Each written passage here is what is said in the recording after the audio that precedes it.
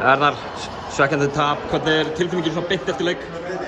Bara ræðileg. Já. Alveg hrikaleg sko, vinna leik. Það var stoltur af því en þetta ekki gott. Heildarframmistaðan hjá liðinu í undankeppninni er samt góð, þó þau sjáu kannski ekki akkúrat þannig núna, þið hljótið að geta svona ylja eitthvað það þegar framleiða stundir.